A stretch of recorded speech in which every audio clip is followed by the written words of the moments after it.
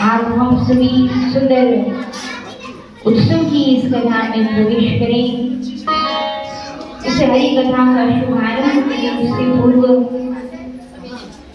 उत्सव की इस हरि कथा में पधारे सभी गणमान्य अतिथि गुरुओं का, क्योंकि हमारी सनातन संस्कृति हमें सिखाती है अतिथि देवो भव। और आज के उत्सव के दिवस की इस हरि कथा जहाँ नंद नंदन गोपाल कृष्ण कन्हैया ब्रजमंडल में गोकुल में जन्म लेकर के आए। जब वसुदेव जी अपने मस्तक पर टोकरी में नन्ही से नंदलाल को धारण कर यमुना नदी को पार कर ठाकुर जी को ब्रज में छोड़ के आते हैं ना, तो उस ब्रज क्षेत्र में आने की बाद में जब 33 कोटि देवी देवताओं को ये शुभ समाचार प्राप्त होता है, ये सूचना प्राप्त होती है कि हमारे आराध्य श्री हरि नारायण भगवान इस धरा धाम पर बाल कृष्ण कन्हैया लाल के रूप में अवतार लेकर के आ चुके हैं। तो जब उन्हें यह सूचना प्राप्त होती है तो 33 कोटि देवी देवता भी ब्रज क्षेत्र में नंद भवन में वेश बदल करके बधाई देने हेतु बाल कृष्ण कन्हैया लाल का स्वरूप दर्शन देने हेतु वैसे ही आज हमें आपको हरि कथा में कहा था कि जहाँ पर भी हरि कथा होती है वो मंडप वो स्थान जहाँ पर भगवान की 7 दिनों तक गुणानुवाद गाया जाता है, भगवान के भक्तों के चैत्र की कथा का वाचन किया जाता है, भजनों का संकीर्तनों का गायन किया जाता है। वो स्थान विगत 7 दिनों तक हरि क्षेत्र बन जाता है, श्री क्षेत्र बन जाता है, साक्षात वृंदावन धाम बन जाता है। तो इस बात में कोई अतिशोक्ति नहीं होगी अगर हम यह कहें कि आज इस नंद भवन में, इस ब्रज क्षेत्र में, इस कथा मंडप में भी अवतरित होने वाले कथा में प्रकट रूप से पधारने वाले नंद नंदन गोपाल कृष्ण कन्हैया लाल का दर्शन करने के लिए, उन्हें बधाई देने के लिए भी अतिथिगण पधारे हैं देवताओं के रूप में। देवताओं की जो है स्वीकृति, उनकी प्रसन्नता व्यक्त करने के लिए आज यहाँ हम सबके मध्य में अतिथियों का आगमन हुआ है। इसे पधारे सभी गणमान्य आदरणीय अतिथिगणों का व्यास मंच के द्वारा और आप सभी के प्रतिनिधित्व के रूप में हम मिलकर के सुंदर गदर ध्वनि के साथ में पधारे हुए सभी अतिथियों का खूब पूर्वजन में आभार व्यक्त करते हैं। यहाँ अतिथियों का आना इस बात की सूचना है कि कथा के आरंभ में ही लाल जी ने पूरी रूपरेखा स्वरूप निर्माण कर दिया है कि नंद नंदन गोपाल कृष्ण कन्हैया लाल आज कथा में खूब आनंद से, खूब उल्लास के साथ में, खूब आह्लाद के साथ में भक्तों के हृदय में बसने वाले भक्त वत्सल करुणा निधान कृष्ण कन्हैया लाल अवतार लेकर के आने वाले हैं। लाल जी का प्रागट्य उत्सव होने वाला है। तो आइए हम सभी इस सुंदर उत्सव की दिवस की कथा में प्रवेश करें। उससे पूर्व जो अतिथि पधारे हैं ना, उनके आने की सूचना उनके स्वरों से प्राप्त हो रही थी। कथा मंडप में कथा स्थल पर भीतर आ रहे थे, माता रानी के मंदिर में जब दर्शन कर रहे थे तो कानों में बड़ी सुंदर भजनों की आवाज आ रही थी। मन में ये सोच रहे थे, कल्पना कर रहे थे, भाई रोज तो मानवी बिटिया कथा के आरंभ में भजन सुनाती है, आज इतनी बढ़िया सुंदर भजन जो है नई आवाज चल रही है और सब प्रेम से भजन गा रहे हैं, सुंदर सुंदर भजन गाए जा रहे हैं। तो आज भला ठाकुर जी के कौन से भक्त पधारे जो उन्हें भाव से भजन सुना रहे हैं, भाव से पुकार रहे हैं।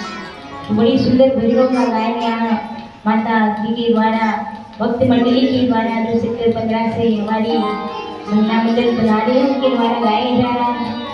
तो आप सभी माताओं से निवेदन है कि आपने लाल जी के आने से पहले उनका मनोहार किया, उनका वे आ जाए, उनका शुभ आगमन हो, इसलिए सुंदर सुंदर भजन गा करके रिझाया ठाकुर जी को। तब तो ठाकुर जी पधार गए हैं। तो आपसे अनुरोध है एक भजन जो है बधाई का आप यहाँ आकर के हमारे ठाकुर जी को अवश्य सुनाएं। क्योंकि हो सकता है आपको जो ये कथा में जब तक ठाकुर जी का प्रागट्य होगा, इसलिए आइए हरि कथा के आरंभ करने से पूर्व आइए हम सभी पधारे हुए अतिथि के द्वारा, भक्तों के द्वारा उनके भाव को भजनों के माध्यम से भक्तों के भाव को ही सुनकर नंदन नंदन गोपाल कृष्ण कन्हैया ब्रज में भी अवतार लेकर दिया गया। और संभवतः आज भी भक्त की पुकार को सुनकर हम सबके बीच में अवश्य ही पधारने वाले हैं। तो एक बार सभी प्रेम से बोलेंगे जय जय श्री राधे, जय जय श्री राधे, जय जय श्री राधे, जय जय श्री राधे, जय जय श्री राधे, जय जय श्री राधे। बोले भक्त विष्णु भगवान की जय। अच्छा, अब एक भक्त भगवान को भाव सुना रहा है, आपको प्रेम से सुनना है, उनका साथ देंगे या नहीं देंगे? हाँ जी के ना जी, मतलब थोड़ी मात्राएं देंगे, हाँ जी के ना जी, तो मिलकर साथ दोगे ना? एक अकेला थक जाएगा, मिलकर बोझ उठाना, साथी हाथ बढ़ाना।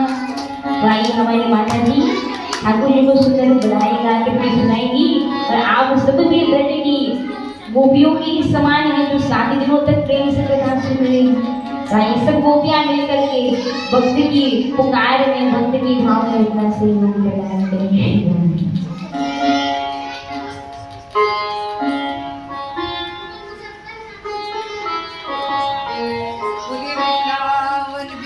लाल की जय, जुगल जोड़ी सरकार की जय। मैं दीदी श्री का हमारे रघुनाथ मंडल की धाम की तरफ से धन्यवाद करना चाहूंगी कि उन्होंने हमें यहाँ पे आने का मौका दिया और मान सम्मान बढ़ाया। इन्हें भगवान जी ऐसे कथा में आगे लेके जाए। बोलिए श्री हरि रामचंद्र महाराज की जय। तो हमारे बाकी बिहारी जी का रूप बहुत ही सोना है। किस किस को अच्छा लग रहा है? सभी तालियां बजा के बताएंगे ये बात, ठीक है? ओ सोना नी सोना मेरा श्याम, सोना नी सोना मेरा श्याम, नीले वाली जा, सोना नी सोना मेरा श्याम, नीले वाली जा, सोना नी सोना मेरा श्याम, नीले वाली जा, सोना नी सोना मेरा श्याम, नीले वाली जा, उसको भी सोना होता नाम नीले वाली जा, उसको भी सोना होता नाम नीले वाली जा, सोना नी सोना नी सोना नी सोना मेरा श्याम,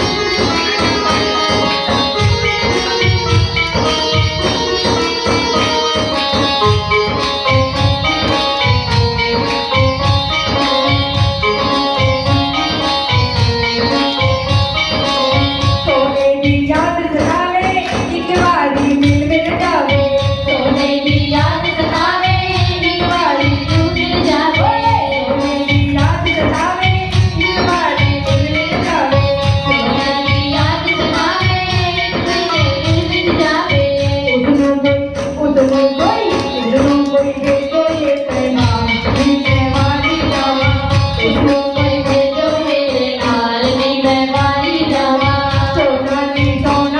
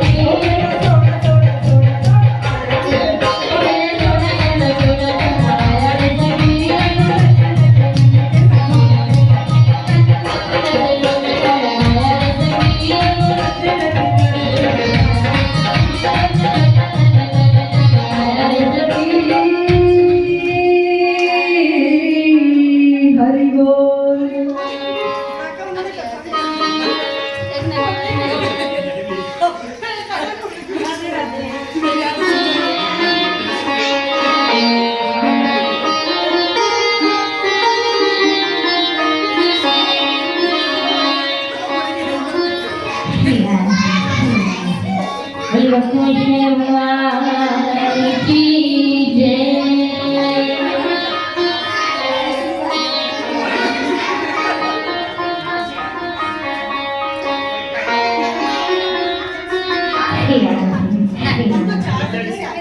बोलिए भक्त कृष्ण भगवान की जय, भक्त भगवान की जय, श्री राम महाराज की जय।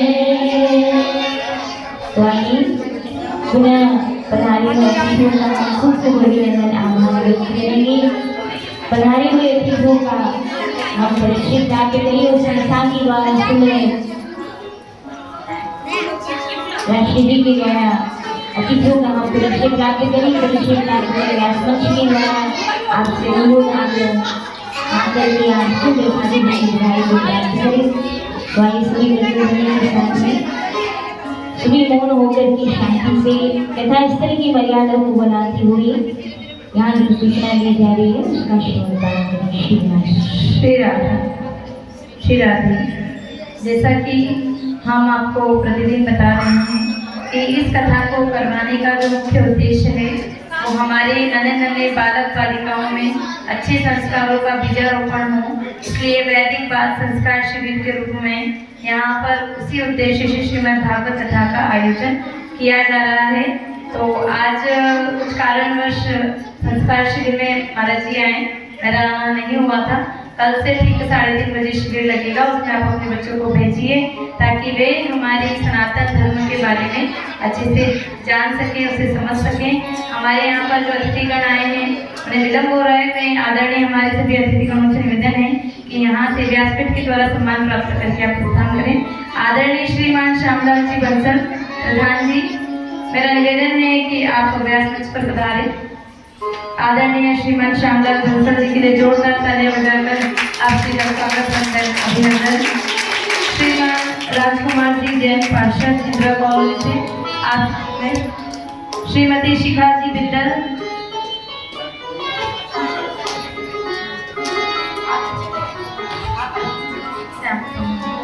श्रीमती शिखा जी बिंदल, जोरदार तालियां बजाकर आपसे का स्वागत सम्मान। श्रीमती गीता जी भरद्वाज, आपका हृदय से स्वागत वंदन अभिनंदन। श्रीमती प्रीति शर्मा जी, आपका हृदय से स्वागत वंदन अभिनंदन।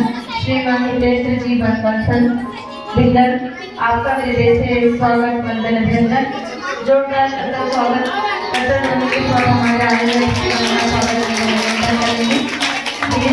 सुंदर भजनों की यहाँ पर प्रस्तुति दी और हमें आनंद प्राप्त करवाया, इसके लिए आपका विशेष धन्यवाद। अभी तो आप सभी का उत्साह दुगना होना चाहिए कि क्या जन्मोत्सव है। आज हमें दो उत्सव बनाना है, लाला के जन्मोत्सव का और ठाकुर जी के 56 भोग का। तो 56 भोग का रहेगा, आज का जन्मोत्सव रहेगा। तो जन्मोत्सव में खूब खेल उठाई जाएगी, तो आनंद लेंगे अपन लाला के जन्मोत्सव का। एक बार पुनः सभी अतिथिगणों का हृदय से स्वागत अभिनंदन एवं आभार व्यक्त करते हैं। आपने अपना अमूल्य समय प्रदान किया, इसलिए आपका हृदय से आभार धन्यवाद।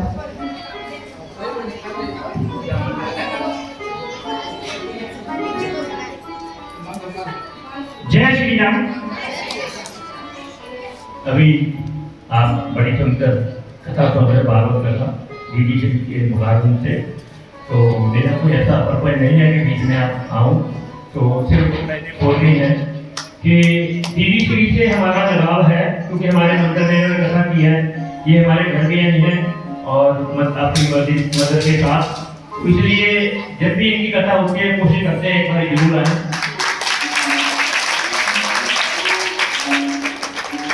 तो आज हमारी महिला मंडल की मंदिर की महिला मंडल की जो मेन जो हमारी मुख्य है गाने वाली और नाचने वाली सब लोग जैसे चित्रों में वो दोनों हमारे साथ आई हैं, तीनों जने आई हैं। तो 3 महिला मंडल की मेन दूसरे हमारे साथ आई है, तो इन्होंने अपना जो काम था वो कर दिया है, तो इसलिए आपने देख लिया। तो हमारे वहाँ भी ऐसी मौके लगते हैं, तो इसलिए यहाँ भी इनका योगदान रहा है। और बाकी हमारे नंदी राजकुमार जैन जो हैं हमारे 15 में रहते हैं, वो यहाँ के पार्षद हैं, उनको भी साथ लेके आए हम। तो इसलिए आप सबका भी आपने आदर सत्कार किया, उसके लिए बहुत बहुत धन्यवाद। और दोबारा से दीदी श्री का भी हम धन्यवाद करते हैं, सत्कार करते हैं। सबका धन्यवाद, सबका बहुत बहुत धन्यवाद। जब भी आपको मौका लगे आप हमारे प्रदर्शक के मंदिर में आइए। जय श्री राम। बहुत धन्यवाद।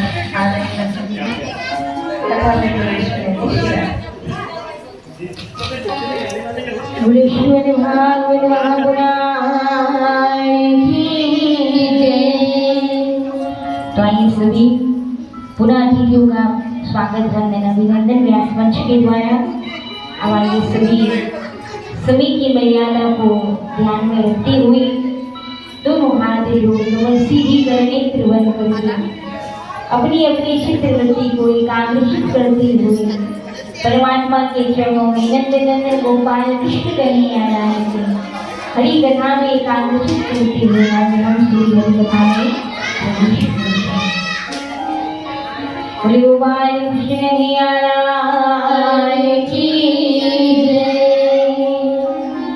आइए सभी दोनों हाथ जोड़कर नेत्र बंद करके अपने अपने इष्ट देव आराध्य देव सुखदेव के चरणारविंद में वंदन प्रणाम करते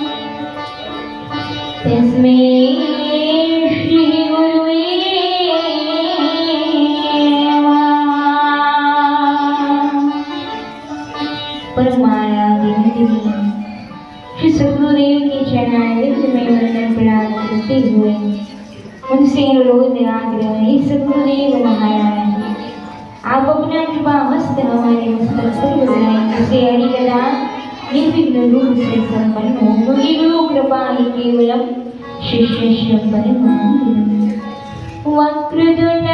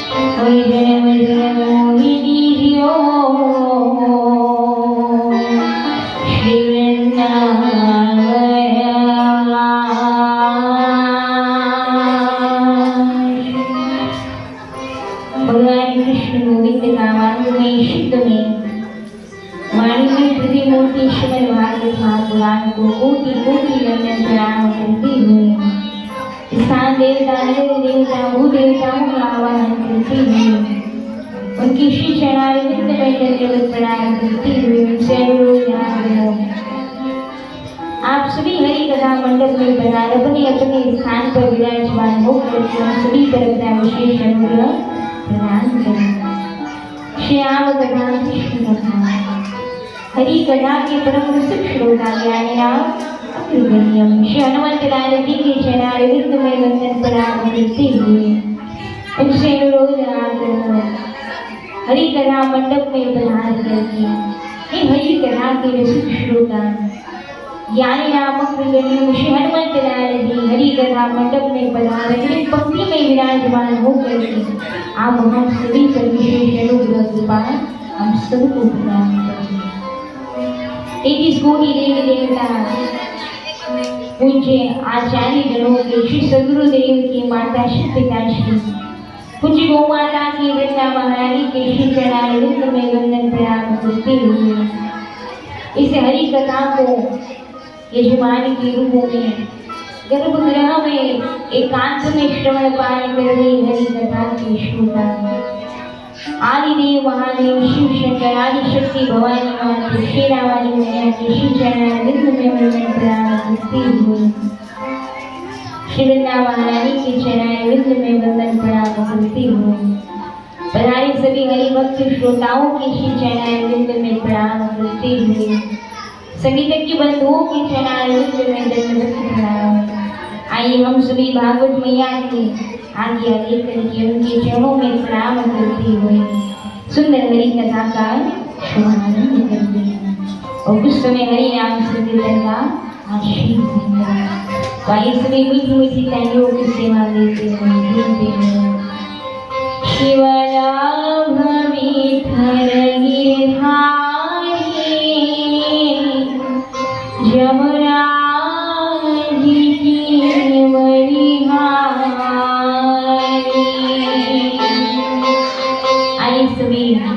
जमुना पार कर वसुदेव जी जिन नंदन गोपाल कृष्ण कन्हैया लाल को ब्रज में लेकर उन जमुना महाराज श्रीनाथ देव का ब्रजवाचार्य का आई सभी संकीर्तन के माध्यम से आ रहा है।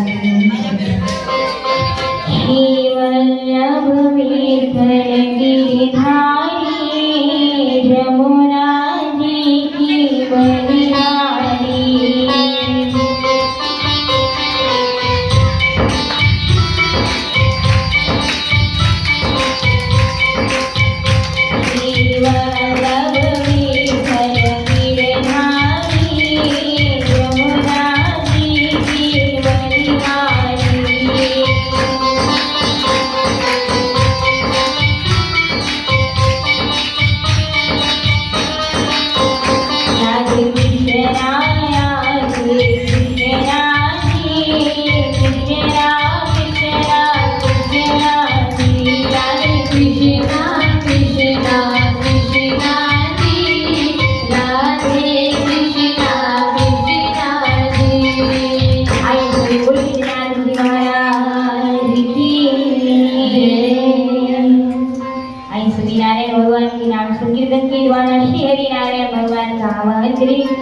समय कम है और समय की मर्यादा को देखकर हमें नंदोत्सव भी बनाना है, ठाकुर जी का जन्मोत्सव लाल जी का प्राकट्य भी करना हरि कथा में।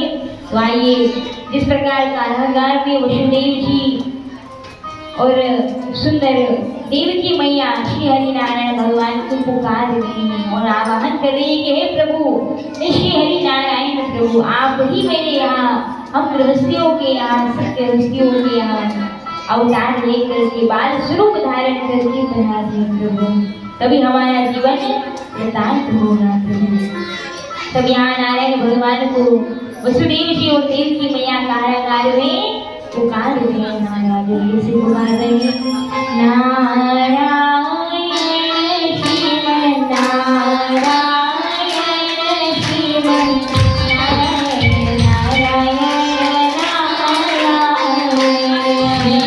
नारायण श्रीमन्नारायण श्रीमन्नारायण नारायण नारायण श्रीमन्नारायण श्रीमन्नारायण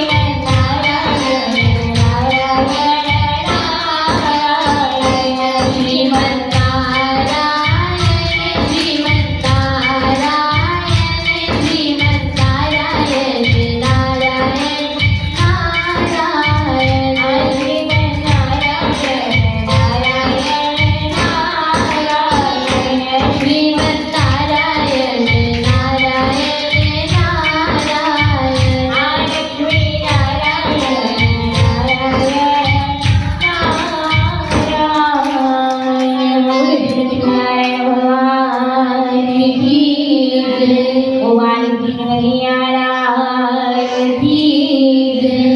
आनंदपुरी जी महाराज की जय। किशोरी राधा सर्वेश्वरी सरकार की जय।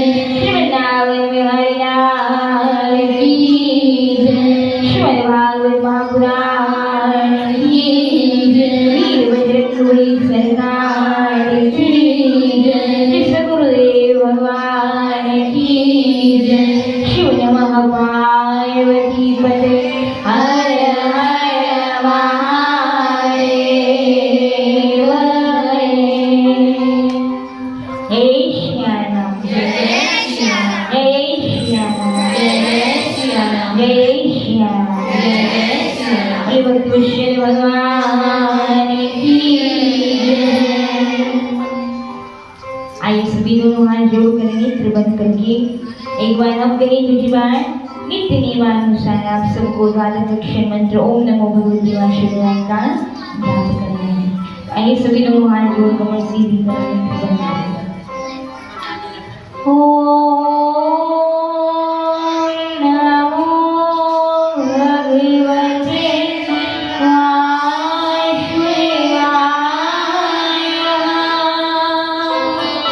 ओम नमो भगवते वासुदेवाय। ओम नमो भगवते वासुदेवाय। ओम नमो भगवते वासुदेवाय। ओम नमो भगवते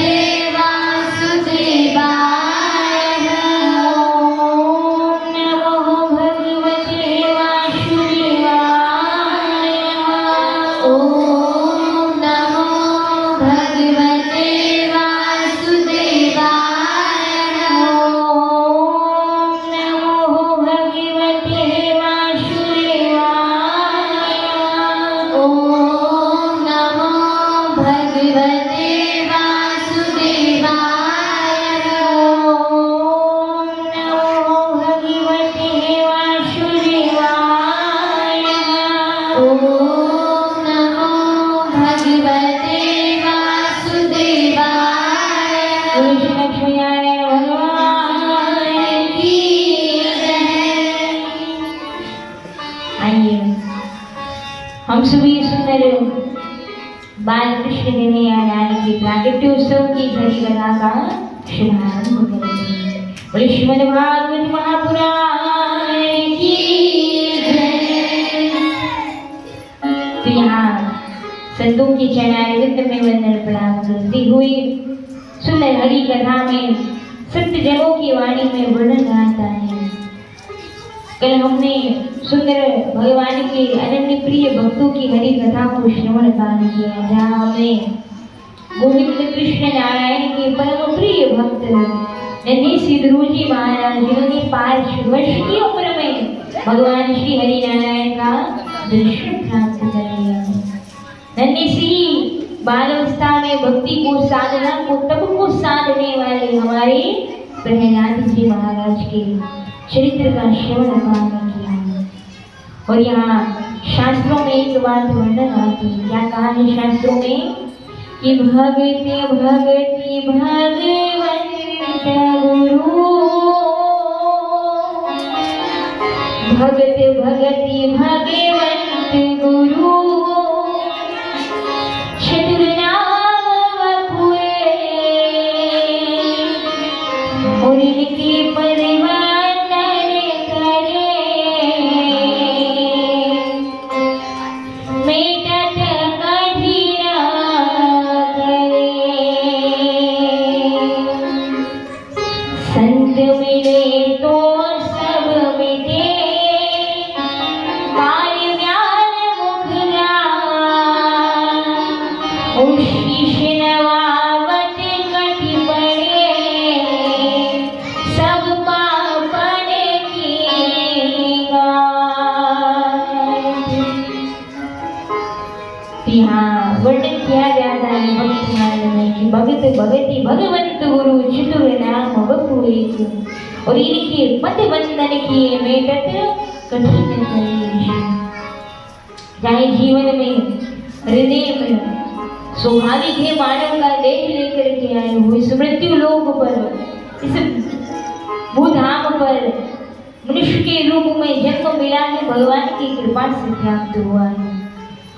उतना सत्य यह भी है कि इस मृत्यु लोक में, इस भूलोक में जो जन्म लेकर के आता है मनुष्य, तो चाहे वो मनुष्य धनाढ्य परिवार में, संपन्न परिवार में क्यों ना जन्मा है, चाहे उसके पास सुख संपदा के सारे साधन उपस्थित हो, लेकिन फिर भी कोई ना कोई दुख उसके जीवन में व्याप्त अवश्य रहता है। चाहे किसी भी कुल में व्यक्ति जन्मा हो, चाहे किसी भी वंश में जन्मा हो, चाहे किसी परिवार में जन्मा हो, चाहे किसी वर्ण में जन्मा हो, लेकिन जन्म लेने वाले प्रत्येक मनुष्य के जीवन में कोई ना कोई दुख, कोई ना कोई संकट सदा सर्वदा बना ही रहता है। इसलिए तो कहते हैं कोई तन दुखी, कोई मन दुखी, दुखिया यह संसार और थोड़े थोड़े सब दुखी, लेकिन सुखी राम का दास माया, सुखी राम का दास है।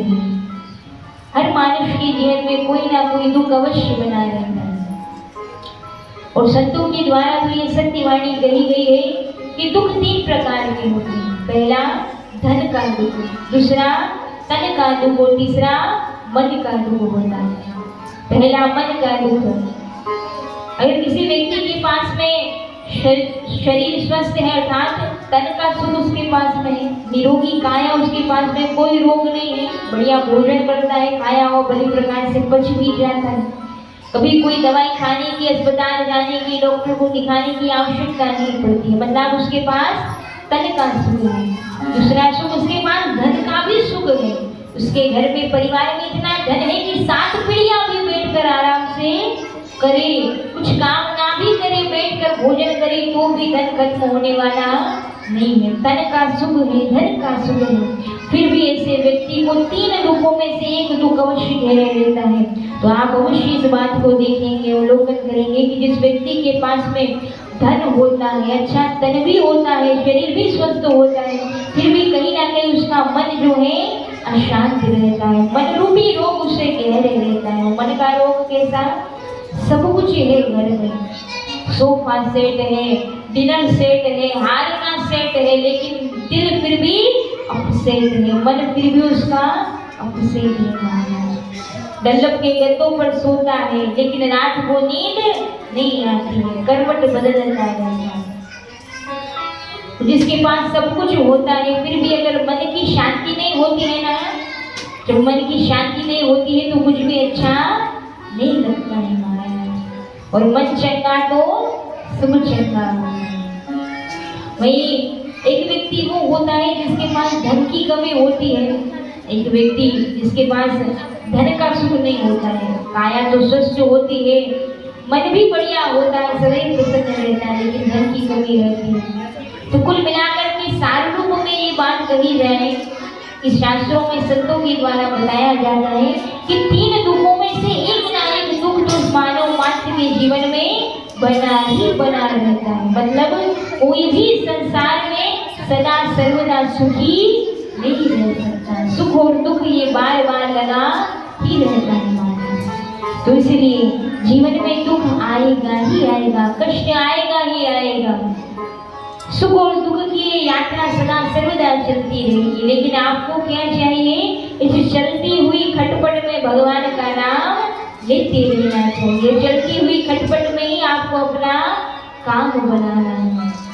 और यही हमें नन्ही श्री ध्रुव जी महाराज के चरित्र से, प्रहलाद जी महाराज के चरित्र से सीखने को मिलता है। जीवन में कितनी ही समस्याएं, कितने ही दुखी क्यों ना हो, लेकिन उन्होंने भगवान का भजन करना कभी भी नहीं छोड़ा। क्योंकि भक्त कहता है कि लाख तूफान आए तो क्या, तेरी छतरी के नीचे हूँ मैं, सावरा जब तेरे साथ रहे तो डरने की क्या बात है, सावरा जब तेरे साथ है तो डरने की क्या बात है। कोई अपना ही क्यों ना आपको बार बार कहे कि भगवान का भजन छोड़ दो। भजन में जो सहायक होता है वो है सात्विक भोजन करना, एक सात्विक दिनचर्या को जीना, सात्विक आहार लेना, सात्विक स्थानों पर रहना, निवास करना, ये भजन में परम सहायक होता है। इसलिए तो संत जो है ना, वो पूर्व काल में आपने संतों की जीवन को देखा होगा। संत अपने महात्मा बुद्ध राजसी ठाट बाट को छोड़ करके वन में गए हैं भगवान का भजन करने के लिए। तो इसलिए उत्तम आहार और उत्तम स्थान जो है ना, वो भजन में बढ़ोतरी करता है, भजन में सहाय होता है। तो इसलिए आप अगर भजन कर रहे हो, सात्विक आहार ले रहे हो और आपके अपनों के द्वारा बार बार उल्हाना दिया जाता, बार बार उपहास किया जाता है कि भाई आप तो इतना सादा सुदा भोजन करते हो, इससे तुम्हारे स्वास्थ्य जो है ना बढ़िया नहीं है। अगर तुम भोजन में लहसुन प्याज का सेवन नहीं करोगे तो शरीर में जो है ना कई प्रकार के रोग जन्म ले लेंगे, बहुत सारी बीमारियां हो जाएंगी। कहते हैं ना बहुत से अपने जो स्वयं भक्षण करते हैं तामसिक भोजन का, वो यह चाहता है कि उसके परिचय में जो व्यक्ति हो वो भी तामसिक भोजन करे। मतलब जो खुद भगवान का भजन नहीं करता है ना, वो औरों को भी यही सलाह देता है कि भगवान का भजन करने से कुछ मिलने जाने वाला नहीं है। पर ये तो भक्त को चाहिए। ध्रुव जी महाराज को कितनी यातनाएं वन में मिली, फिर भी भजन करना नहीं छोड़ा। प्रहलाद जी को तो स्वयं उनके माता पिता ने खूब समझाया कि भजन करना छोड़ दे, फिर भी प्रहलाद जी ने भगवान श्री हरि नारायण के गुरु को गाना नहीं छोड़ा। इसलिए आप भी कभी मस्तक पर तिलक लगाना मत छोड़िए किसी के कहने पर, गले में कंठी धारण करना मत छोड़िए किसी के कहने पर। अगर सात्विक भोजन करते हैं, ठाकुर जी को भोग लगाकर भोजन पाते हैं, तो चाहे कोई कितना ही प्रलोभन दे, चाहे कोई कितना भी कहे, लेकिन सात्विक भोजन करना, भगवान को भोग लगा करके भोजन पाना छोड़ना नहीं चाहिए। क्योंकि कई बार ऐसा होता है कि शुभ काम जब किया जाता है तो शुभ काम को करने में देवता भी विघ्न उत्पन्न करते हैं। देवता मन में विचार करते हैं, अगर ये व्यक्ति इतना सात्विक आहार लेगा, भगवान का इतना भजन करेगा, इतनी सुंदर दिनचर्या, इतना सुंदर जीवन का निर्वाह करेगा, ये तो हमारे समान पूजनीय हो जाएगा, तो हमारे लिए तो बड़ा खतरा हो जाएगा अगर ये देवता तुल्य हो जाएगा। तो इसलिए देवता भी कभी कभार आपकी शुभ कार्य में विघ्न उत्पन्न करते हैं। तो आपको क्या चाहिए? आपको चाहिए कि आप भगवान का भजन करना उस परिस्थिति में देवताओं की परीक्षा की घड़ी में भी छोड़ना नहीं चाहिए, जिससे जो देवता उन्हें विघ्न उत्पन्न कर रहे थे वही आशीर्वाद की वृष्टि करते हैं। जो व्यक्ति माला लेकर भगवान का भजन करता है, भगवान का सुमिरन करता है ना, उसे 9 ग्रहों को अलग अलग जाकर के राजी करने की मनाने की आवश्यकता नहीं होती। जो माला लेकर भगवान का जप करता है ना, उससे 9 ग्रह अपने आप राजी रहते हैं, उससे 9 ग्रह प्रसन्न रहते हैं। 33 कोटि देवी देवता प्रसन्न रहते हैं उस व्यक्ति से जो घर बैठ करके भगवान के नाम का सुमिरन करता है। तो शाम बताएंगे सभी हाथ उठाकर के कौन कौन राम नाम लिख रहा है, घर बैठ करके भगवान का जप कर रहा है। बहुत सुंदर, लगभग सभी यहाँ भगवान का नाम जप सुमिरन करें। तो एक बार जोरदार तालियां आप अपने लिए बजाइए। आप सब भगवान के भजन में तो विश्वास कीजिएगा। जो भगवान के भजन में लगे हुए भक्त होते हैं ना, तो उन्हें तो लगता है वो साधारण सा एक काम कर रहे हैं, लेकिन भगवान की दृष्टि उस पर सदैव रहती है जो भगवान का भजन करता है। कई बार ऐसा होता है कि माला झोली लेकर के जब जप करने बैठते हो तो नींद का धोखा आता है, मतलब जप करते करते किसी को नींद भी आ जाती है, वो सो भी जाते हैं। फिर भी परमात्मा ये नहीं देखते हैं कि जप करता हुआ वो व्यक्ति सो रहा है, भगवान तो यह देखते हैं चाहे सो रहा है लेकिन मेरा जप करने तो बैठा है ना, मेरा नाम तो ले रहा है ना, इसकी नीयत अच्छी है। इसलिए भगवान कृपा करना कभी बंद नहीं करते। जैसे दफ्तर में कोई व्यक्ति जाता है, उसे तनख्वाह किस बात की मिली है? कुर्सी पर बैठकर काम करने की, लेकिन कभी कभार काम करते करते झपक भी लग जाती, नींद भी आ जाती है, तो भी तनख्वाह नहीं करती है। क्यों? क्योंकि जब आप दफ्तर में जाते हैं तो उपस्थिति तो दर्ज होती ही होती है। जब विद्यालय में मन नहीं भी लगता तो भी जाते हो तो अटेंडेंस तो कम से कम लगती ही लगती है। तो इसलिए भगवान का भजन किसी भी परिस्थिति में मनुष्य को छोड़ना नहीं चाहिए। नित्य निरंतर भगवान के नाम को लेते रहना चाहिए। बोले भक्तवत्सल भगवान की। और जब भगवान का कोई भजन करता है ना, तो विश्वास कीजिए, अगर प्रेम से अपनी अटपटी वाणी में भी भक्त कोई भगवान को भाव सुनाता है ना, भजन सुनाता है, तो ठाकुर जी ठोड़ी पर हाथ लगाकर आरती पालती बनाकर भक्ति के सम्मुख बैठ करके उसको भाव को सुनने के लिए अवश्य आते हैं, उसको भाव को सुनते हैं। जैसे सूरदास के महाराज अपनी पर्ण कुटीर में जब पदों की रचना करते हैं, सुनाते हैं ना, तो ठोड़ी पर हाथ लगाकर नंद नंदन गोपाल बाल कृष्ण कन्हैया राम, उसके भाव को श्रवण करने, सूरदास के भाव को, बाबा के भाव को श्रवण करने वहाँ उपस्थित नित्य हुआ करते थे। एक भगवान के भक्त हुए, वो भगवान का भक्त रसिक भक्त जो है ना, एक बार वन में जाता है। वन में जाता है तो देखता है यहाँ वन में बहुत सारे कदम के वृक्ष हैं। तो उस भक्त ने जब कदम के वृक्षों को देखा और सुंदर सुंदर मंद मंद हवा चल रही है, जैसे आज हवा चल रही थी।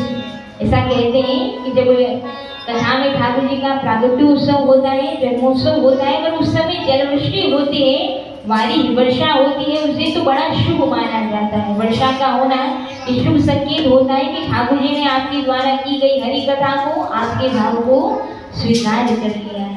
वहाँ जो थोड़ी ना थोड़ी वर्षा हुई थी ना, दोपहर के समय में जलवृष्टि हुई थी। तो ये जलवृष्टि भगवान की कृपा वृष्टि होती है। मान लीजिए 33 कोटि देवी देवता भी वहाँ वैकुंठ लोक में बैठे हुए श्री हरि नारायण भगवान भी आपके भाग्य पर बलिहार ले जाते होंगे, जो आप अपने पूरे दिन का कार्य व्यवस्थित करके शाम के समय में सुंदर हरि कथा श्रवण करते हैं। तो भगवान का ऐसा भक्त हुआ, वन में जाता, कदम के वृक्ष देखे, मंद मंद हवा चल रही, हवा को देख करके, वृक्षों को देख करके, प्रकृति के सुंदर स्वरूप को देख करके भक्ति के मन में विचार जन्म लेता है। देखिए, संसारी के मन में सदैव किसी अच्छी सुंदर वस्तु को देखकर क्या भाव जागृत होता है, ये वस्तु कितनी सुंदर है, ये मुझे प्राप्त होनी चाहिए, ये पदार्थ, ये वस्तु कितना सुंदर है, ये मेरे किसी प्रिय व्यक्ति को मैं ले जाकर के दूंगा तो वो बड़ा प्रसन्न होगा। लेकिन वही दृश्य अगर कोई भक्त देखता है तो भक्त के मन में क्या भाव जागृत होता है, इतनी सुंदर वस्तु है, अगर मैं अपने ठाकुर जी को अर्पण करूंगी तो वो कितने प्रसन्न होंगे। अगर ये सुंदर वस्तु ठाकुर जी को दी जाए तो ठाकुर जी कितने आनंदित होंगे। तो यहाँ एक भक्त जब सुंदर प्राकृतिक सौंदर्य को देखता है तो मन में भाव जागता है। क्या सोचता है मन ही मन में वो भक्त सोचता है, अगर यहाँ पर मेरा गोविंद कृष्ण होता, नंदनंदन गोपाल कृष्ण कन्हैया यहाँ होता, तो यहाँ कदम के वृक्ष पर बैठ करके लाल जी जब बांसुरी का नाद करते तो लाला को कितना आनंद आता। जय वृक्ष पे बैठ करके लाला खूब बांसुरी को नाद करे तो वाई सुन के मोए पे बड़ो आनंद आता। तो मन ही मन भावना कर रहा है, और भाव करते करते भाव के द्वारा शब्दों से वो भाव प्रकट कर रहा है। क्या कह रहा है कि कान्हा बैठो करम केरी डारिया रे, ओ कान्हा बैठो करम केरी डारिया रे, वो तो बंसरी बजावे दे दे ताड़िया रे, वो तो बंसरी बजावे दे दे ताड़िया रे, कान्हा बैठो करम केरी डारिया रे। और भक्त भगवान से प्रार्थना कर रहा है, भाव मन में प्रकट कर रहा है। ठाकुर जी कदम के वृक्ष पर बैठे हैं और बैठ करके बांसुरी का नाद कर रहे हैं। तो भक्त भगवान से क्या कहता है कि चालो सावरिया आपा बागा में जाला, चालो सावरिया आपा बागा में जाला, ते तो फूलों ने में तो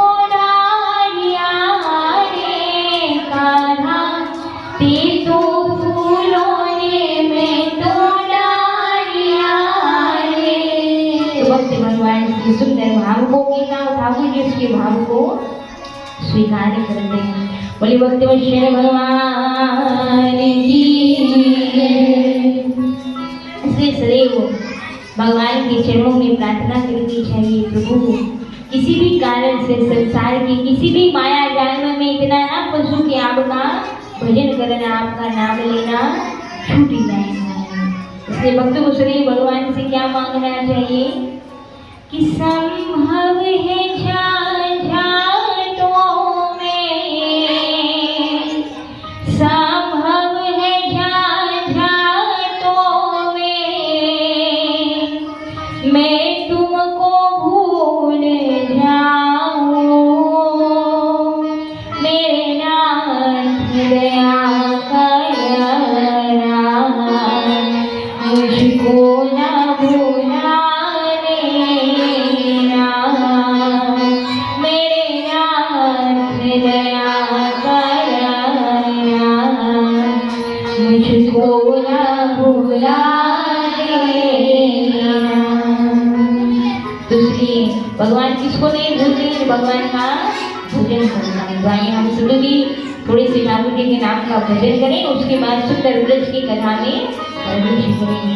बोलो सीताराम जी महाराज की जय। आई सुंदर मीठी मीठी तालियों की सेवा लेते हुए झूमते हुए ठाकुर जी रामलला का प्रागट्य उत्सव जो है वो बाल कृष्ण लाल के जन्मोत्सव से पहले रामलला का अयोध्या में अवतार होता। तो इसी श्री राम जी के नाम को जो लेता है तो क्या होता है कि राम जपले रे सिया राम जपले, राम जपले रे सिया राम जपले, राम जपले रे सिया राम जपले, राम जपले रे सिया राम जपले। ओ हमारा सावरिया, ओ हमारा सावरिया, कैसी बेड़ो पार रे, राम हीरो राम जपले, हमारा सावरिया करो बेड़ो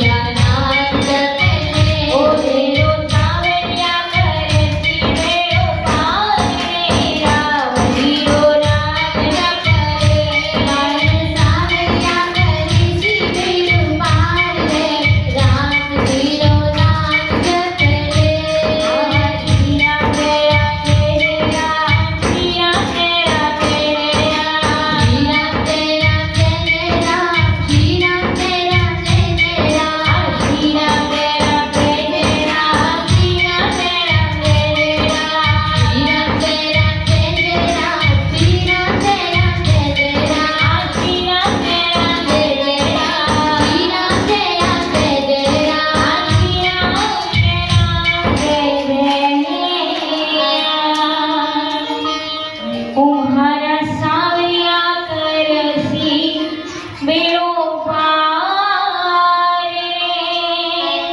रे राम जी रोया जपाले ऋषि सीताराम जी महाराज की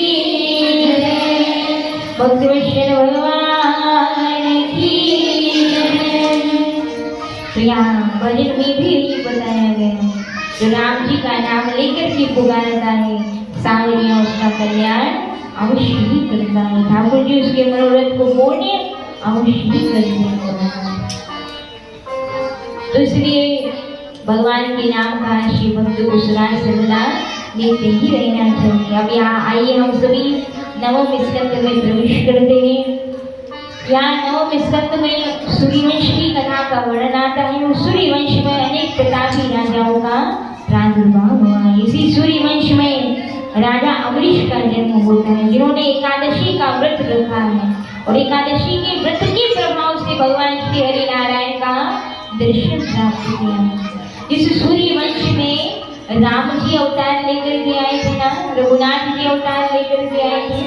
उस सूर्यवंश में राजा अमरीश का जन्म होता है राम जी के अवतार लेने से पूर्व। तो राजा अमरीश एकादशी का व्रत किस प्रकार किया है? एकादशी का व्रत राजा अमरीश ने रखा है और एकादशी का व्रत निर्जला प्रेम से व्रत किया है। और कल दूरी एकादशी है, कल भीमसेनी एकादशी, निर्जला एकादशी है। तो प्रयास कीजिएगा कि आप सभी एकादशी का व्रत अवश्य रखिए और एकादशी के दिन अन्न का सेवन नहीं करना चाहिए, अन्न नहीं खाना चाहिए। अच्छा बताइए कौन कौन एकादशी का व्रत आप लोग रखते हैं?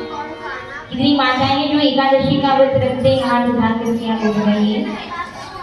लगभग अधिकांश माताएं रखती हैं।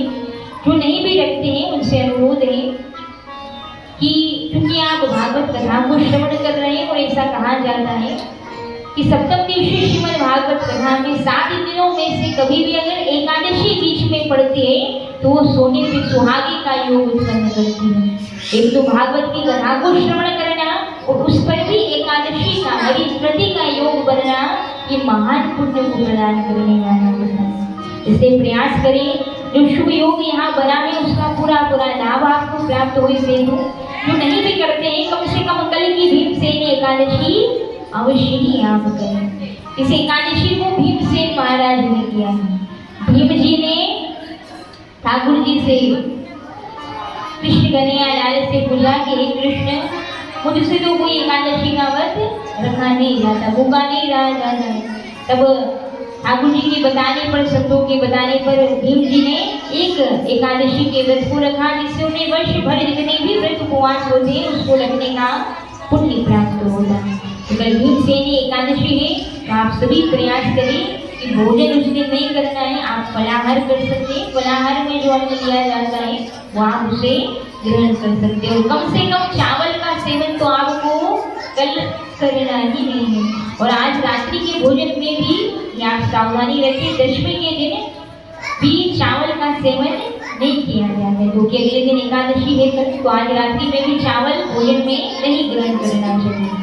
तो कल एकादशी का व्रत आप सभी रखिए, जिससे आपको पूरा हरि कथा का लाभ प्राप्त होगा। और इसी एकादशी के व्रत को करके राजा अमरीश ने जो है शुक्र भगवान का दर्शन प्राप्त किया। एकादशी का पूरा व्रत विधि विधान से राजा अमरीश ने किया है। पूरा व्रत हो गया। अब अगला दिन आया है एकादशी परायण का। एकादशी परायण मतलब पूरा दिन आपका व्रत में व्यतीत हो गया। जब द्वादशी का दिन अगला दिन आता है तो उस शुभ मुहूर्त में जब परायण का समय होता है तब चावल का एक दाना खाकर या कोई भी मिष्ठान अन्न ग्रहण करके परायण किया जाता है एकादशी का। तो राजा अमरीश ने एकादशी का व्रत रखा। दूसरे दिन द्वादशी पड़ती है। अब उस द्वादशी पर जो है एकादशी परायण का जो मुहूर्त होता है, उस मुहूर्त में जब परायण करने वाले होते हैं इतने में जो है द्वार पर संत आते हैं, दुर्वासा ऋषि आते हैं और दुर्वासा ऋषि के द्वारा परीक्षा ली जाती है। तब उस परीक्षा में ठाकुर जी की कृपा से राजा अमरीश एकादशी के व्रत के प्रभाव से उत्तीर्ण हो जाते हैं।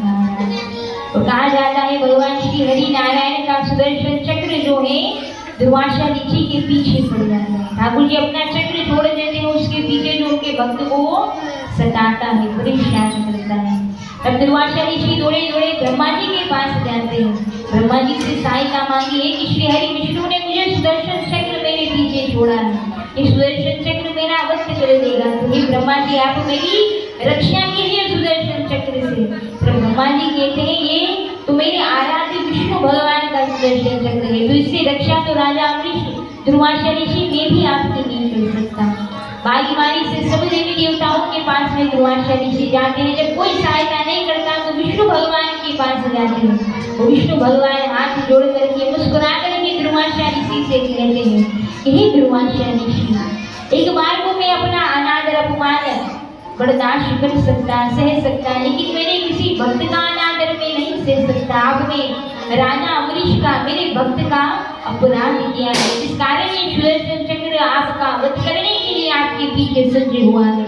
और अगर आपको सुदर्शन चक्र से अपने प्राणों की रक्षा करनी है तो हे राजा, हे दुर्वासा ऋषि, उन्हीं राजा अम्बरीश के द्वार पर जाकर क्षमा याचना कीजिए। जब वो आपको क्षमा कर देंगे तो ये सुदर्शन चक्र अपने आप शांत हो जाएगा।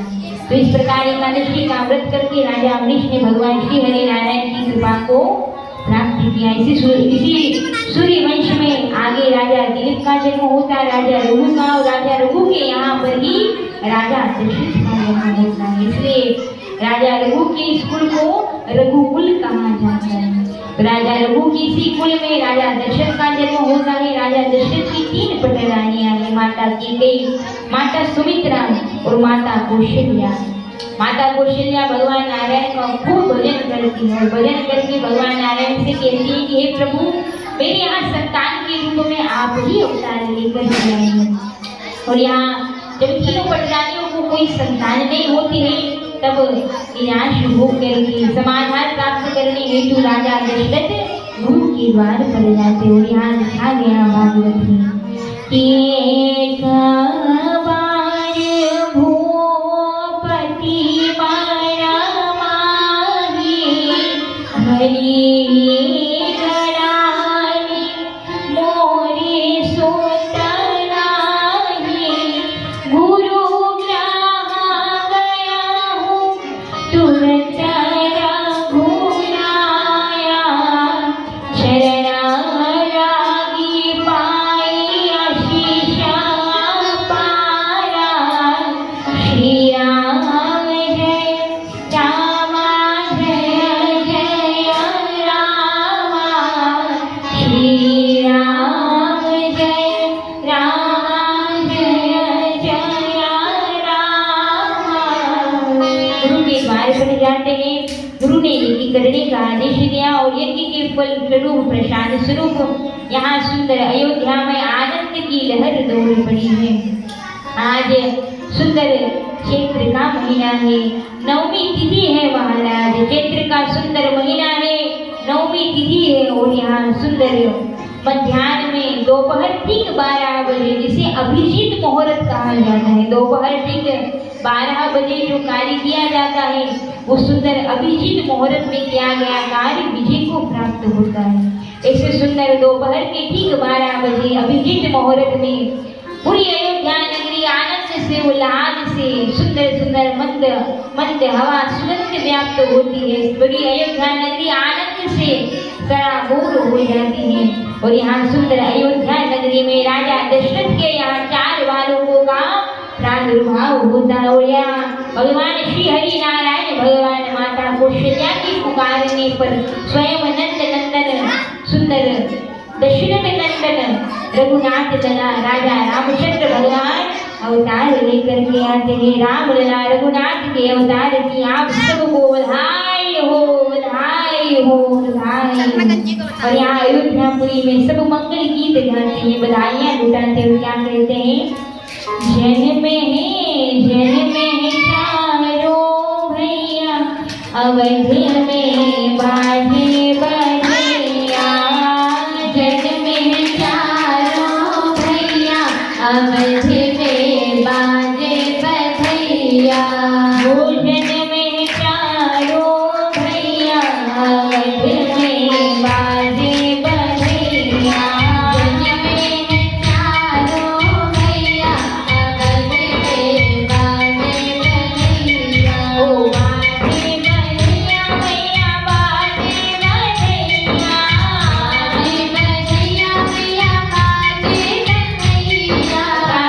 अयोध्या में राजा रामचंद्र भगवान का भाई हुआ। इसे सूखे सूखे बनाएंगे भाई दोनों हाथ एक साथ करताल बजाते हुए। जन में है चारों भैया अवध में बाजे बधैया जन में है चारों भैया अवध में बाजे बधैया बाजे बधैया मैया बाजे बधैया बधैया मैया बाजे बधैया बाजे बधैया मैया बाजे बधैया बाजे बधैया मैया बाजे बधैया ओ रन में चारों भैया अवध में बाजे बधैया जन में चारों भैया अवध में बाजे बधैया हो मिलन मेरा दिया जलत है मिलन दिया जलत है मिलन मेरा दिया जलत है मिलन दिया जलत है बोले मेरा होठ अटरिया अवध में बाजे बधैया जगमग होठ अटरिया अवध में बाजे बधैया जन में है चारों भैया अवध में बाजे बधैया जन में है चारों भैया अवध में बाजे बधैया ओ राम राम जय जय राम जय राम जय जय राम श्री राम जय राम जय जय राम जय राम जय जय राम श्री राम जय राम जय जय राम श्री राम जय राम जय जय राम श्री राम जय राम जय जय राम श्री राम जय राम जय जय राम श्री राम जय राम जय जय राम श्री राम जय राम जय जय राम ओ जन में है चारों भैया अवध में बाजे बधैया जन में है चारों भैया अवध में बाजे बधैया ओ बाबा लुटावे लाडू मेरा बाबा लुटावे लाडू मेरा राजा दशरथ लुटावे लाडू मेरा दशरथ लुटावे लाडू मेरा ओ माता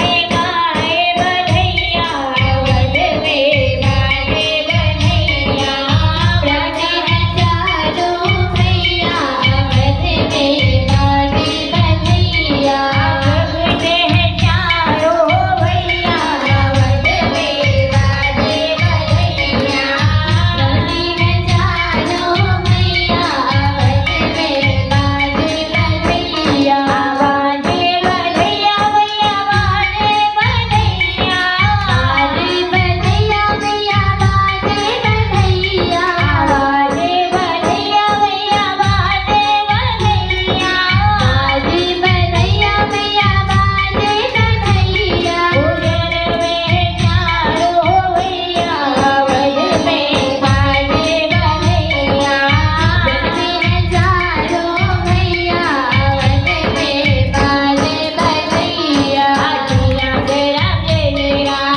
श्री राम जय राम जय जय राम श्री राम जय राम जय जय राम जय राम जय जय राम श्री राम जय राम जय जय राम श्री राम जय राम जय जय राम श्री राम जय राम जय जय राम श्री राम जय राम जय जय राम श्री राम जय राम जय जय राम श्री राम जय राम जय जय राम श्री राम जय राम जय जय चारों मालकों की राजा रघुनाथ जो है दशरथ नंदन श्री राम लला के प्राकट्य किया उसके लोगों में आए हो आए हो आए हो बोले श्री सीताराम जी महाराज की जय।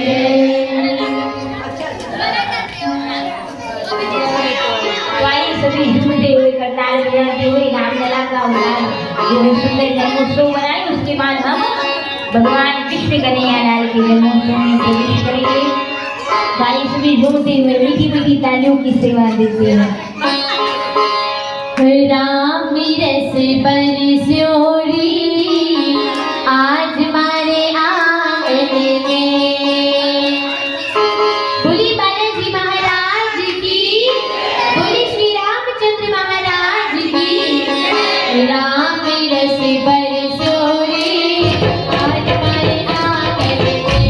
राम रस बरस्योरी आज मारे आंगन में। राम रस बरस्योरी आज मारे आंगन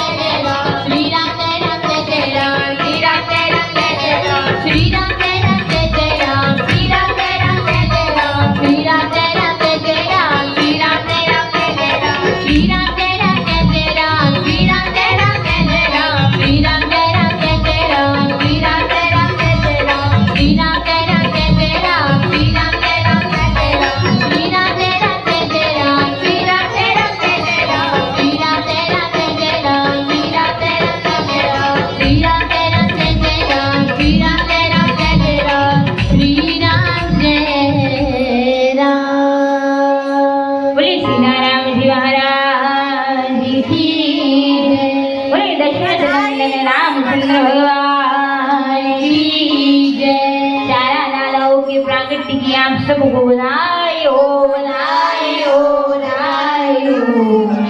अब बारी हमारे लाल जी की प्राकट्य की, पर वावे में थोड़ा समय लगे वो लाल जी को मथुरा से दशरथ राजा मस्तक पर धारण करके रखना पार करके लेकर के आएंगे।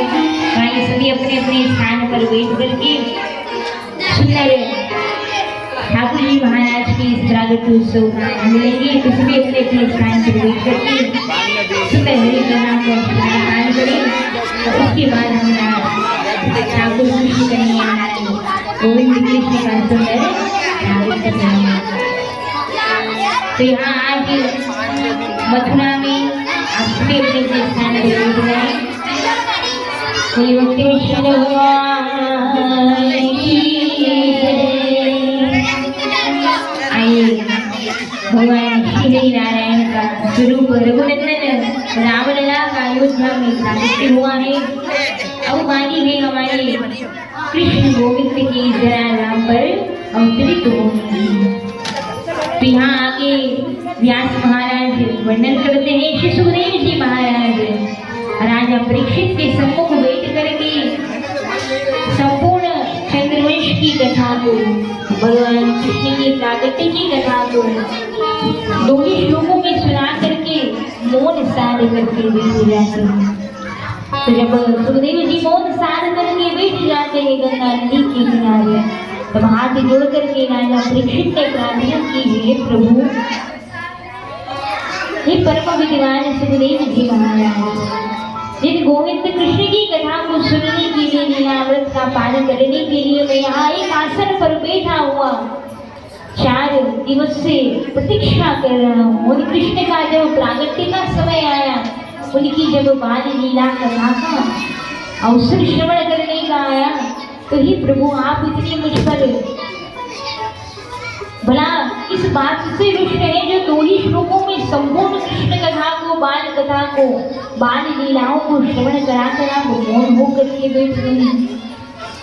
तब राजा परीक्षित के पूछने पर सुखदेव जी महाराज कहते हैं, हे राजा परीक्षित, मैं केवल इसलिए आज कथा को विश्राम देकर मौन हुआ हूँ क्योंकि तुम विगत 4 दिनों से हरि कथा को सुन रहे हो, बिना विश्राम किए, बिना विराम लिए, बिना जलपान ग्रहण करे नित्य निरंतर हरि कथा को सुन रहे हो।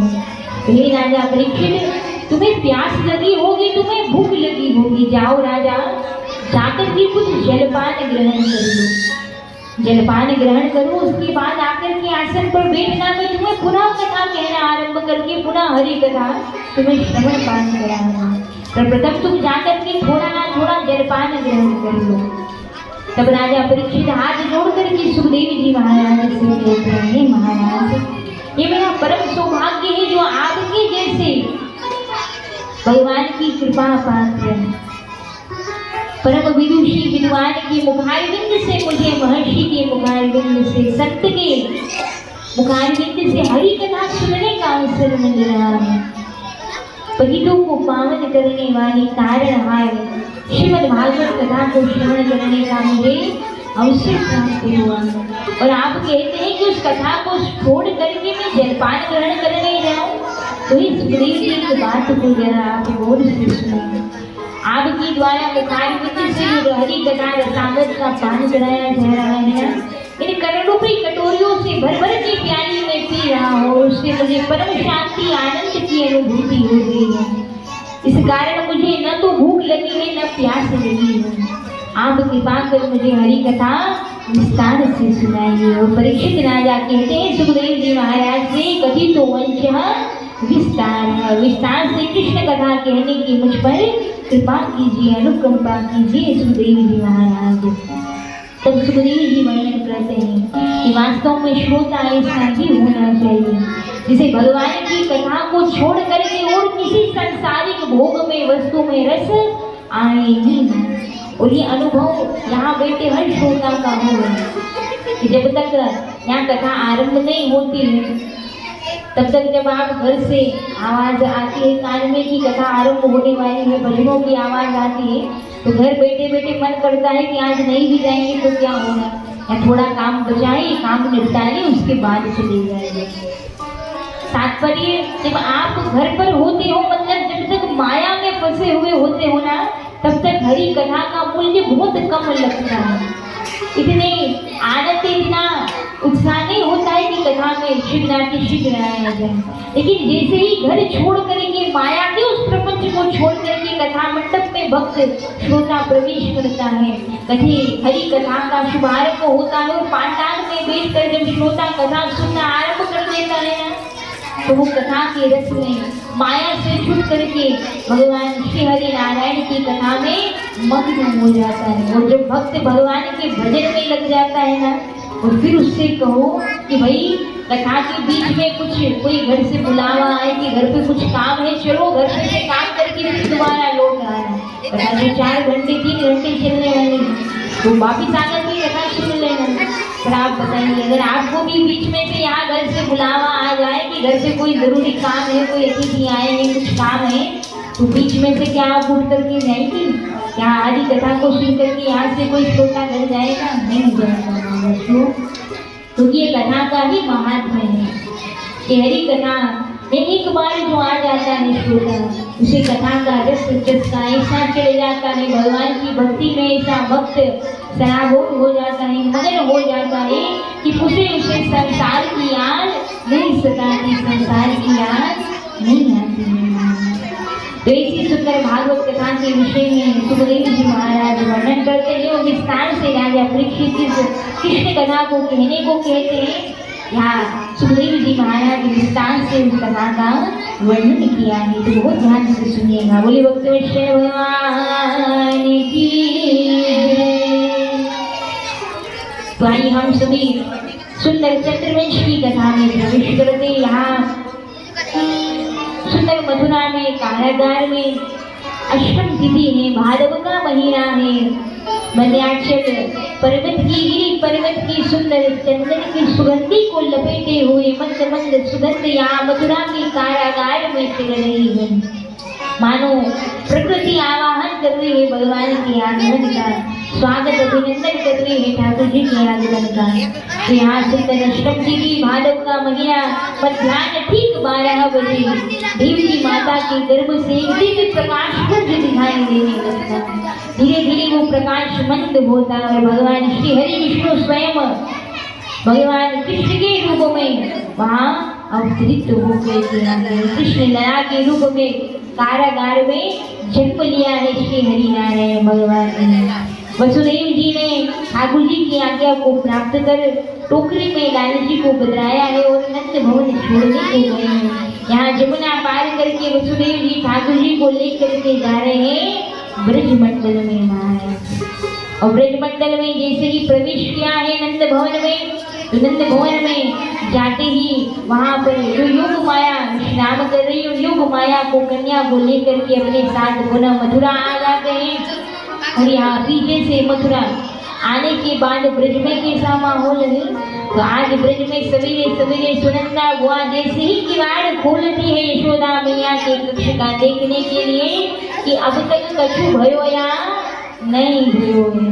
तो जैसे ही यहाँ यशोदा मैया की कक्ष का किवाड़ खोलती है, बाहर आंगन में बैठी हुई गोपियां भी प्रतीक्षा कर रही है कि हमारी यशोदा मैया के कब वेगो का वेगो, कब वेगो का वेगो, कब वेगो का वेगो।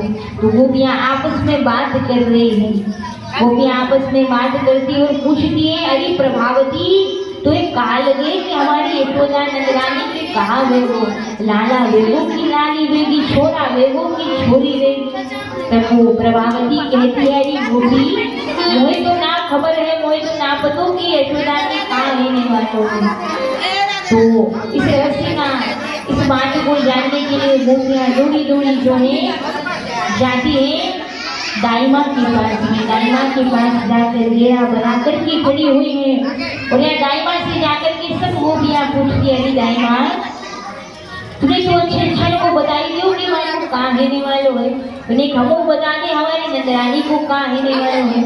तब दाई माँ मुस्कुरा करके कहती है कि ये गोपियों, ये कृपा हर किसी को प्राप्त नहीं नहीं होती है कि भगवान की गुण रहस्यों का उद्घाटन कर सके। ये कृपा तो ब्रह्मा जी के द्वारा जो कृपा पात्र होता है, सब पात्र होता है, उसी को प्राप्त होती है।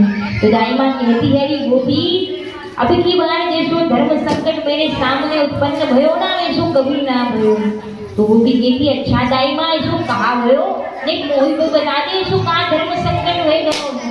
तब दाई माँ कहती है अरे गोपियों अगर मैं यशोदा के मुखमंडल को देखूं तो मोहे लगे कि सुंदर लाली वेगी, अगर गर्भ की आकृति को देखूं तो मोहे लगे सुंदर लाला वेगो। जाई वाली में ये रहस्य नहीं जान पा रही कि लाला वेगो की लाली वेगी।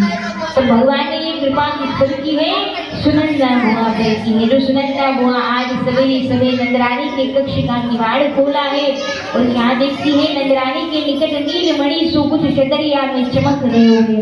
जैसे ही चदरिया उठा करके देखती है तो क्या देखती है, नीलमणि से गोपाल कृष्ण कन्हैया लाल मुस्कुरा रहे महाराज। दौड़ी दौड़ी जाती है, ब्रज के मध्य चौपाल पर खड़े होकर के थाल पीटती हुई सब ब्रजवासियों को संदेश देती है, सूचना देती है। और यहाँ गोपी सुनंदा बुआ सब गोपियों को बुलाती है और बुलाकर के कहती है, थाल पीटती हुई कहती, क्या कहती है, हे गयो हे गयो हे गयो नंदरानी के लाला भयो, हे नंदराय के लाला भयो, हे नंदगढ़ आनंद भयो, हे बोले भगवान कृष्ण कन्हैया लाल की। यहाँ ब्रज में आनंद की लहर दौड़ी है और जब गोपियों को ये सूचना मिलती है कि नंदरानी के लाला भयो है तो सब गोपियां जो है सुंदर सज धज के श्रृंगार करके नंद भवन की ओर बधाई देने को आती और क्या कहती है, यशोदा यशोदा यशोदा जायो अच्छा सुनिए, अभी ये बधाई किसकी ओर से गाई जा रही है, गोपियों की ओर से। मतलब आपको पहले गाना है, जब आप प्रेम से गाओगे ना तब हमारे ठाकुर जी जो है सुंदर झांकी स्वरूप जो है वसुदेव जी टोकरी में ठाकुर जी को धारण करके लेके आएंगे, तो झांकी का दर्शन बाद में होगा। पहले आप सब गोपियों को नंदरानी से बधाई लेने जा रही हो तो भाव तो बनाइए गोपियों का, तब नंदन नंदन गोपाल कृष्ण कन्हैया गोपीनाथ यहाँ बनाएंगे। तो आइए सभी मीठी मीठी तालियों की सेवा देते हुए गोपी भाव से प्रेम से गाएंगे सभी। यशोदा जायो ललना वेदन में सुन आई, यशोदा ललना में वेदन में सुन आई, यशोदा जायो ललना वेदन में सुन आई, यशोदा जायो ललना में वेदन में सुन आई, वेदन में सुन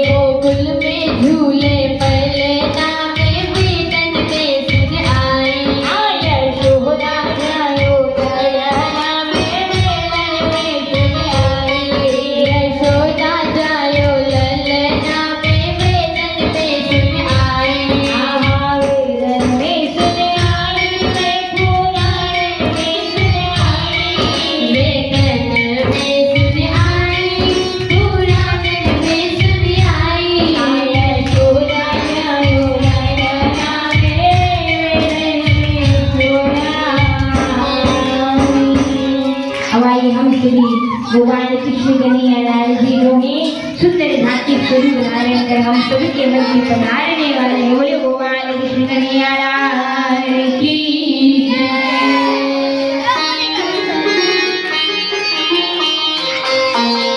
बोले नंदनंदन कृष्ण कन्हैया लाल की गाइस भी मीठी मीठी तालियों की सेवा देते हुए ठाकुर जी का स्वागत करते हैं। स्वागतम कृष्णा सुस्वागतम कृष्णा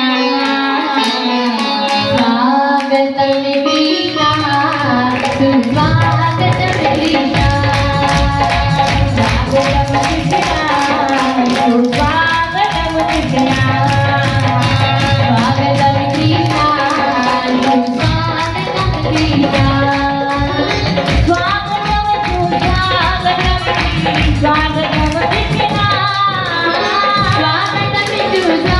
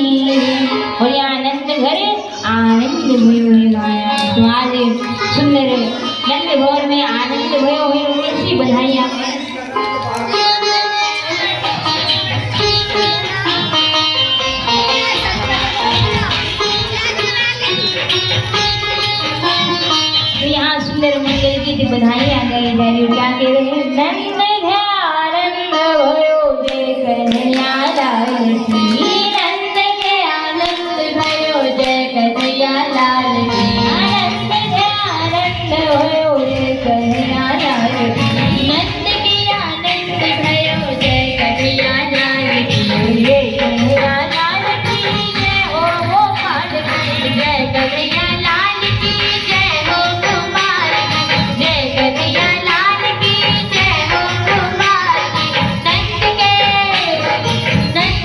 आनंद भयो जय कन्हैया लाल की नंद के आनंद भयो जय कन्हैया लाल हाथी घोड़ा पाल की जय कन्हैया लाल की हाथी घोड़ा पाल की जय कन्हैया लाल हाथी घोड़ा पाल की जय कन्हैया लाल की नंद के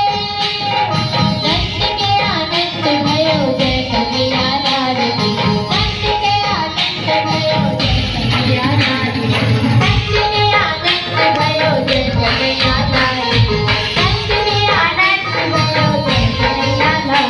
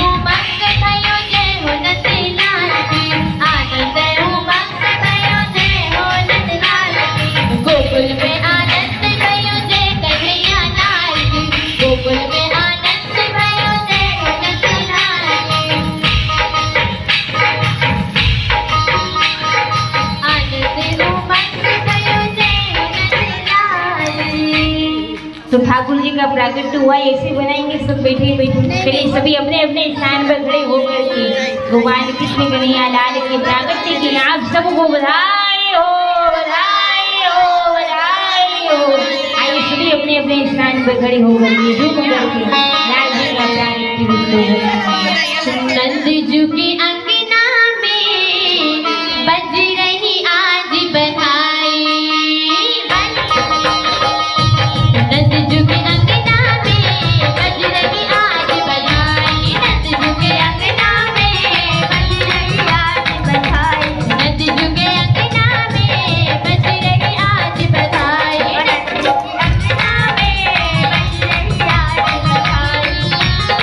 100 बार बधाई लोगों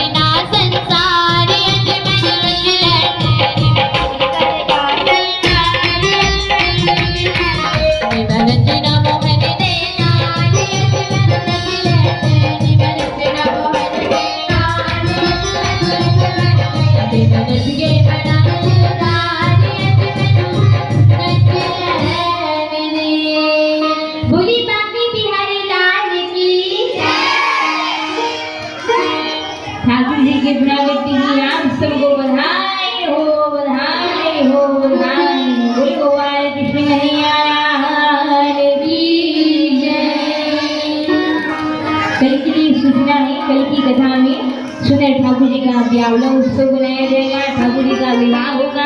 तो कल रुक्मणी मंगल विवाह के दिन सबको सज धज करके आना है।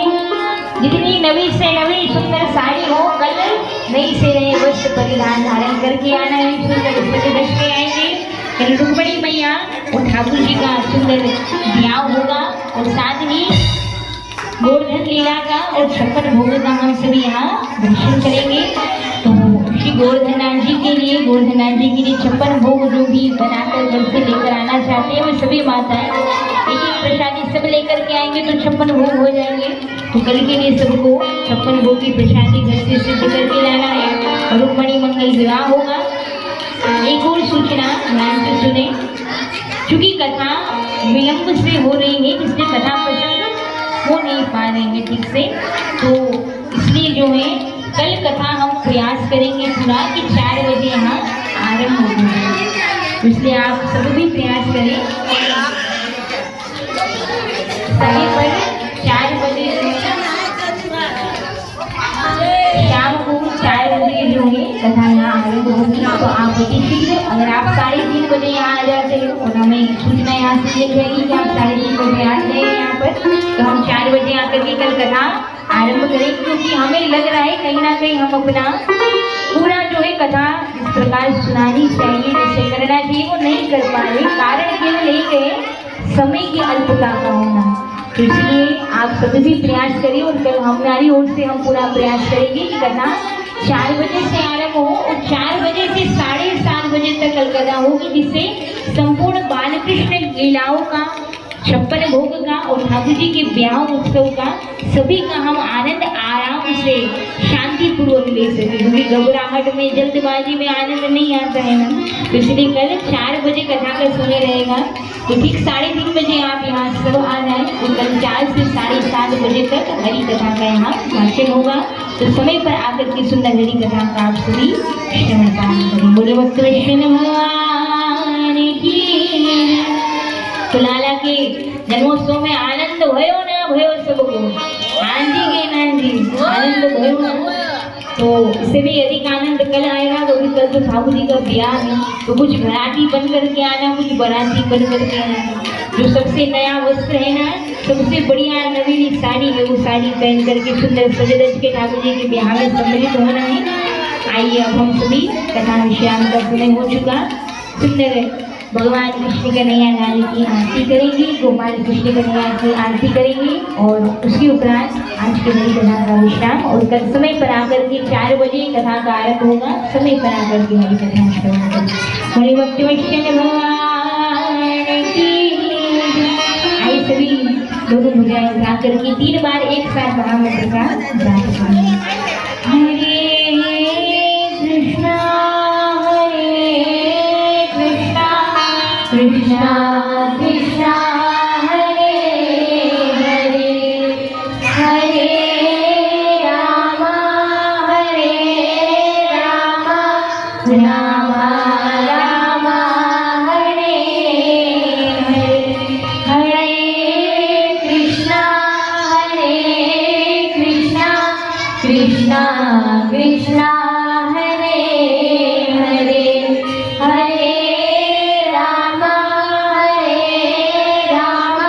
राम हरे हरे। बोले श्रीमद् भागवत महापुराण की जय, बालकृष्ण कन्हैया लाल की जय। तो आइए सभी भगवान कृष्ण कन्हैया लाल की आरती। बोली बांके बिहारी लाल की।